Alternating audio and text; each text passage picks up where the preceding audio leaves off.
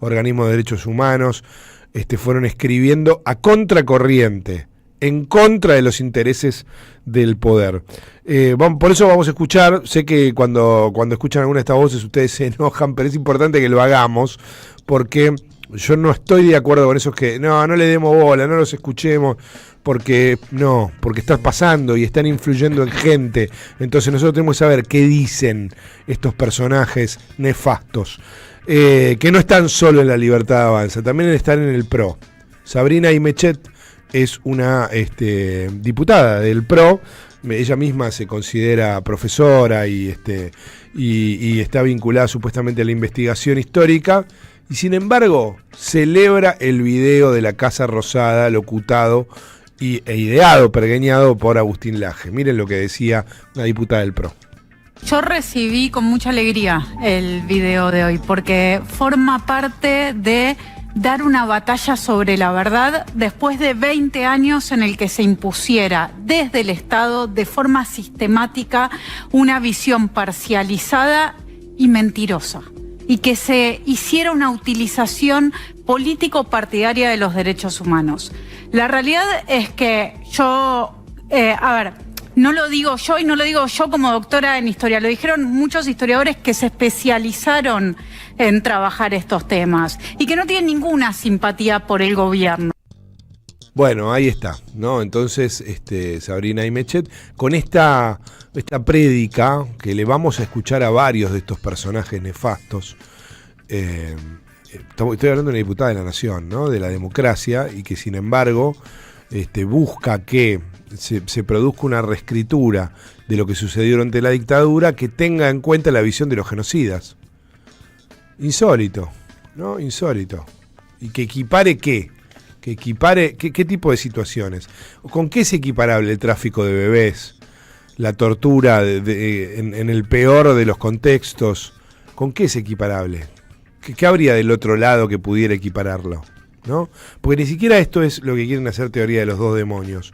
En realidad, básicamente, el video de Agustín Laje de ayer buscó justificar el accionar de los genocidas, básicamente. Y es lo que evidentemente buena parte del PRO quiere también.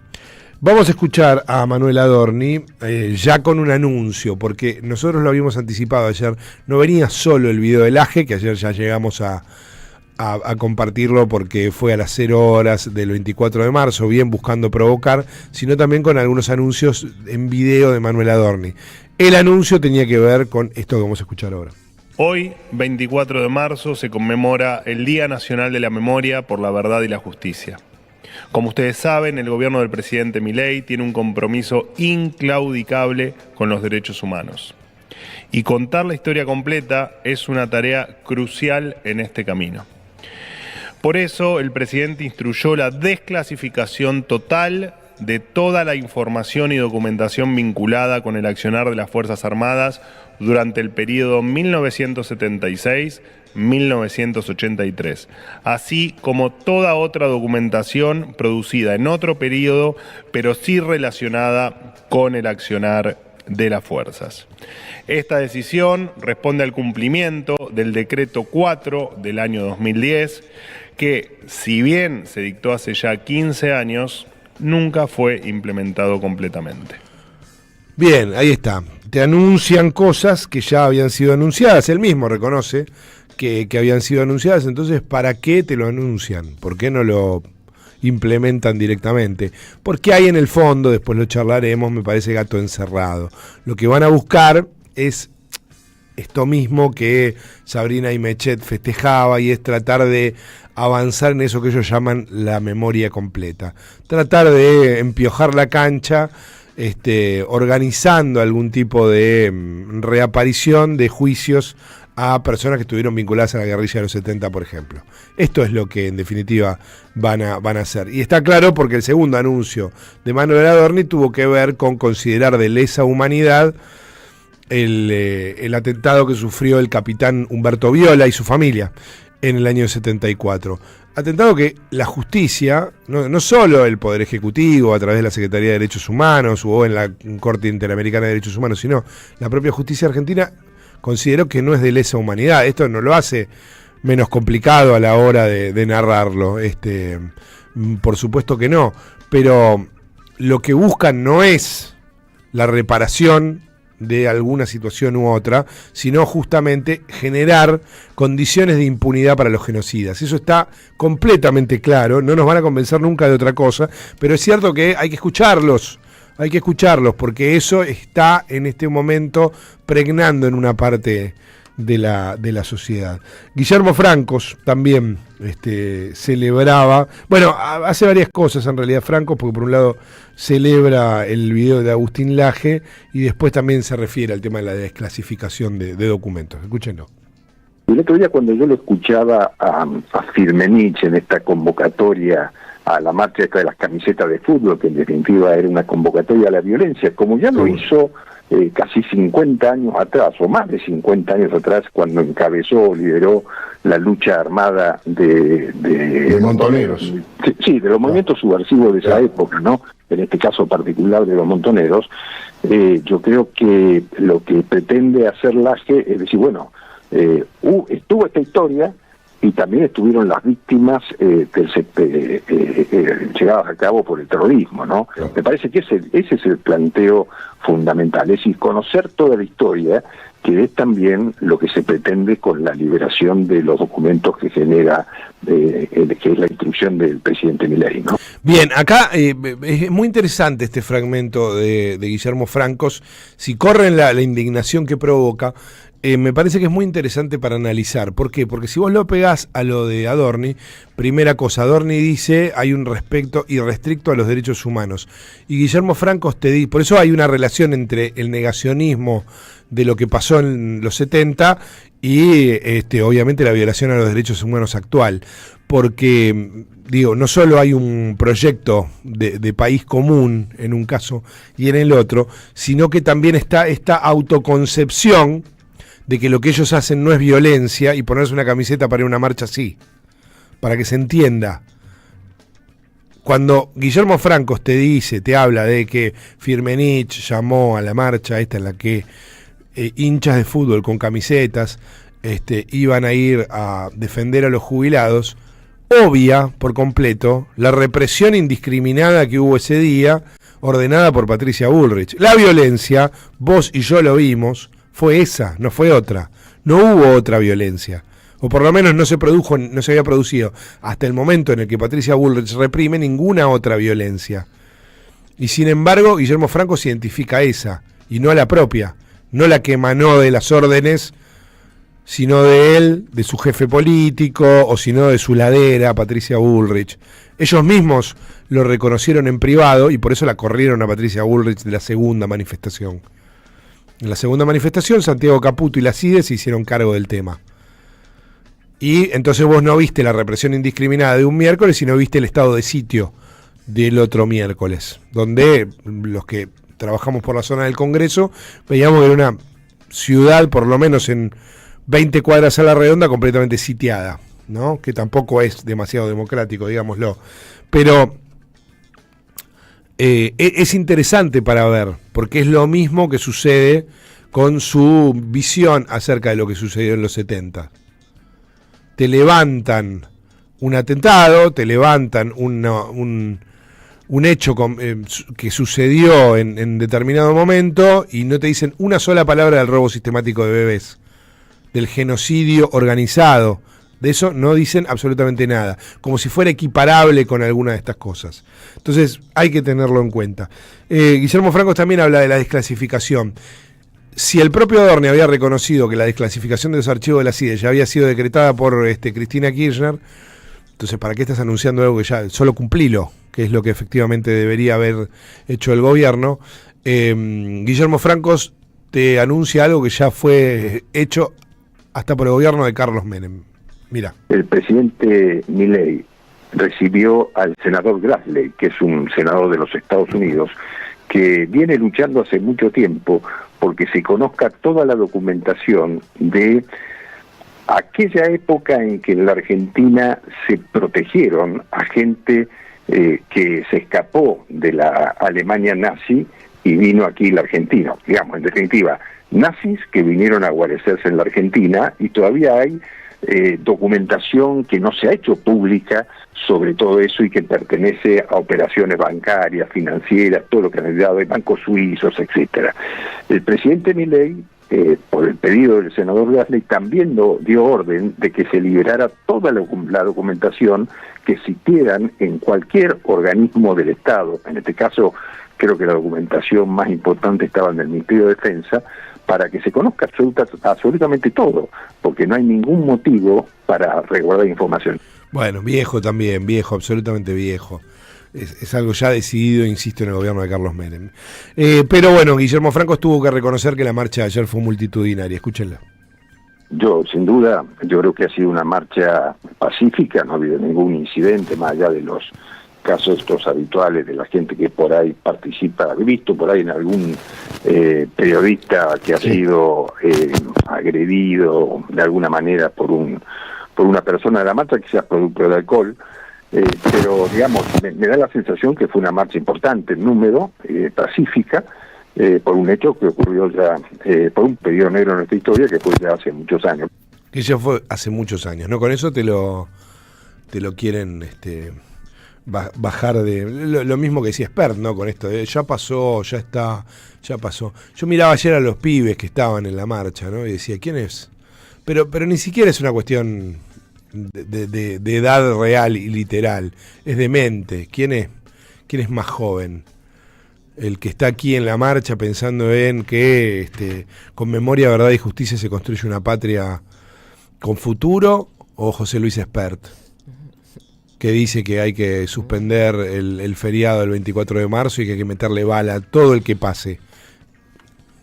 ¿No? Digo, para pensar, ¿quién tiene más futuro? ¿Quién genera más futuro para nuestros hijos? Bien, Axel Kicillof estuvo en el móvil de la 530, estuvo Nico, ¿no? Charlando con él, Nico Márcico. Pasó el gobernador, yo estaba haciendo una transmisión para otro medio, y pasó el gobernador junto con, entiendo que es el camión de las madres, ¿no? Efectivamente, y estaba el gobernador, estaban algunos funcionarios de su gobierno, había otros dirigentes. La Cámpora había hecho, por supuesto, una marcha muy importante, como siempre hace, desde la ESMA, y algunos estaban en el camión también. Bueno, se dio una situación que la verdad era de mucho ida y vuelta entre dirigentes y manifestantes, algo que no es completamente habitual en estos tiempos, ¿no? Generalmente te los vayan, te quieren lejos a los dirigentes de los manifestantes, los quieren con menor contacto posible, y que haya dirigentes del peronismo que puedan estar, o del Movimiento Nacional y Popular, que puedan estar en contacto con la gente y que se den un abrazo y que rememoren juntos, me parece que es clave. Pasó con varios. Vamos a escuchar algunos. Axel Kicillof y Máximo Kirchner, vamos a escuchar a los dos en este pasaje, porque me parece que es importante en ese sentido. El gobernador de la provincia de Buenos Aires hablaba con Nico y lo escuchamos. Que Milei haya sacado hoy un video como acto, yo creo que de provocación, porque la verdad que bueno, que no es una discusión, ni es algo digno de ser un documento oficial del gobierno nacional. Lo saca desde Casa Rosada, un acto de campaña, un acto de arenga a su público, y la verdad que no tenemos que responder a las provocaciones con otras provocaciones. Me parece que hoy pacíficamente estamos todos los que vinimos a la plaza diciendo son 30.000, memoria, verdad y justicia, nunca más. La verdad que son una multitud, reafirmando lo que la gran mayoría de los argentinos sabe, quiere y siente, y que un poco posibilita nuestra democracia y nuestro futuro. Hablan de estas cosas con una liviandad, como si fuera una cuestión de discusión historiográfica, y no se tratara básicamente del hecho político más importante de la vuelta de la democracia. Así que bueno, acompañar a las madres en un día como hoy, por supuesto yo lo hice siempre, desde muy chico, pero yo creo que es una obligación de todos nosotros. La dictadura entró con una deuda. Es un modelo económico el que lleva adelante el gobierno de Milei, que si es semejante a algo es al de la dictadura, es semejante al modelo de la dictadura. La tablita de Martínez de Oz probablemente sea, dentro de la familia de políticas económicas que tuvo la historia argentina, lo más parecido a lo que está haciendo hoy Toto Caputo, y esto no se lo pueden sacar de encima. La vuelta al Fondo Monetario Internacional, la vuelta de la vuelta, un endeudamiento adicional, bueno, son las políticas que han llevado adelante determinado sector, con diferentes expresiones en cada época. Por eso me parece que quieren reducir la discusión o al número o a la cuestión de los enfrentamientos o de los actos que tienen que ver con las organizaciones armadas, y no es eso lo que estamos discutiendo acá. Lo que estamos discutiendo es qué país queremos. Efectivamente, lo que estamos discutiendo es qué país queremos, y ese trazar un paralelismo entre los proyectos de país de la dictadura de Macri y de Milei es clave para entender. La discusión se termina ahí, porque no estamos solamente discutiendo hechos relacionados con la violencia, que no comenzó el 24 de marzo de 1976, como dice el AGE que nosotros decimos, para que quede claro. No comenzó en ese momento. Quizá comenzó en 1930, cuando voltearon un gobierno democrático como el de Hipólito Yrigoyen. O por ahí había empezado antes, cuando la oligarquía argentina se dio cuenta que tenía que generar las condiciones para un país con muchos excluidos y con muchos privilegiados. O quizás en 1955, en junio, cuando una fuerza armada bombardeó su propio pueblo. O en septiembre de ese mismo año, cuando voltearon a Juan Domingo Perón. O un año después, cuando el decreto, uno de los decretos más nefastos de la historia argentina, proscribió al peronismo por 18 años. O en la resistencia de ese mismo peronismo, que obviamente peleaba en contra de la proscripción. Ninguno de nosotros ha dicho nunca que la violencia comenzó el 24 de marzo de 1976. Ahora, ninguno de ellos reconoce que la violencia fue provocada por esos pequeños grupos de poder que quieren más privilegios y han decidido, a lo largo de la historia argentina, hasta hoy, hasta este mismo minuto, que se lleve adelante a como dé lugar, con dictaduras, con democracias fallidas como la que estamos teniendo ahora, como sea, pero a como dé lugar. Máximo Kirchner, lo decíamos también, en la marcha que la Cámpora hizo desde la ESMA, desde muy temprano, se reunieron a las 7 de la mañana, ya estaban ahí, y comenzaron a marchar, una columna nutridísima como cada año.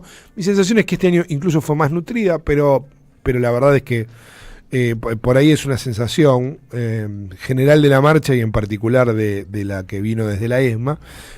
También hablaba de este tema. La dictadura entró con una deuda externa muy chica, se fue con una enorme deuda externa, se fue con 300 puntos de inflación, se fue estatizando la deuda de los privados de 40 empresarios argentinos, transfiriéndose a millones de argentinas y argentinos, de familias argentinas. Y cuando nosotros en el 2022 nos opusimos al acuerdo, si bien hubo muchos compañeros y compañeras que no lo entendieron, lo hicimos desde querer que a nuestro gobierno le fuera bien. No hacemos oficialismo bobo nosotros. Nosotros creemos que los oficialismos bobos nos terminan muchas veces conduciendo a derrotas inexplicables. Hay que discutir, hay que debatir, hay que meterse adentro, hay que construir los espacios para que nuestro pueblo vaya. Si nadie hace nada, ¿a dónde va a ir la gente cuando quiere participar? Y todos los días un poquito, todos los días un poquito más. La verdad que verlos caminar 13, 14 kilómetros, un 24 de marzo, rendir honor, hacer un pequeño esfuerzo, digamos, de esos 13 kilómetros, a mí me gusta y da fuerza. Si todavía hay gente que tiene ganas de hacer ese esfuerzo, de meterle, como millones de argentinos y de argentinas todos los días van, laburan, contra un gobierno que no pone en valor el sacrificio de su pueblo, sino que lo está entregando al Fondo Monetario, pero esto va a ceder, esto va a terminar, y de la experiencia de nuestros aciertos y también desde la experiencia de nuestros errores, vamos a volver a gobernar Argentina para paulatinamente y lentamente volver a ponerla de pie. Muy bien, ahí estaba entonces Máximo Kirchner en la marcha de ayer. Otro que también hablaba, otro dirigente político, que será candidato a legislador en la cita del 18 de mayo en la ciudad de Buenos Aires, es Leandro Santoro, también en la marcha. El ejercicio de la memoria histórica no puede evitar que una manga de lúmpenes nieguen el terrorismo de Estado o utilicen el meme del Falcón Verde para joder, pero sí puede evitar que se repita la historia. Entonces es muy importante que nadie baje los brazos, que los compañeros y las compañeras no aflojen, que los pueblos siempre vuelven. Mirá, tenemos una obligación, que es defender no solamente la memoria, sino los derechos humanos para adelante, los derechos de segunda y de tercera generación, que son los derechos económicos, los derechos sociales, los derechos colectivos, que también son los derechos ambientales. Entonces, pedirle a todo el mundo que no baje los brazos, que levanten alto la bandera de la dignidad y que sigamos movilizándonos para la defensa de la vida. Muy bien. Otro de los dirigentes que estaba ahí, dirigentes que estaban entre la gente, que se podían abrazar, cualquiera de todos los que acabamos de escuchar, con quienes estaban manifestando en la plaza o en los lugares donde estuvieran el 24 de marzo, como Fabián Grillo, el papá de Pablo, ¿sí? Que estuvo en la marcha, que había convocado desde antes, obviamente, y que después participó de la marcha, y también nos daba buenas noticias acerca de la evolución de la salud de Pablo. Está mejorando paulatinamente, todavía en terapia, ¿no? En terapia están los que tienen algún riesgo todavía, por lo tanto todavía no es definitivo, pero las mejoras son notables. Ya habla, ya sonríe, escribe, por lo tanto mueve los pies, mueve las manos, se rasca la espalda contra la sábana, está molesto, esos son síntomas. ¿Se pudo ver un mensaje que había puesto abuelos? Sí, escribió, le preguntaron, escribí tu nombre, le escribió Pablo, con la derecha, que supuestamente era el lado que tenía más comprometido, y sin embargo escribió, movió, es todo alentador, dentro de lo grave que aún está, eso siempre lo manifiestan los médicos, hay una mejora que a mí, yo reviví por lo menos. Caballero de Día, en AM 530. Construimos comunidad. Buscamos la verdad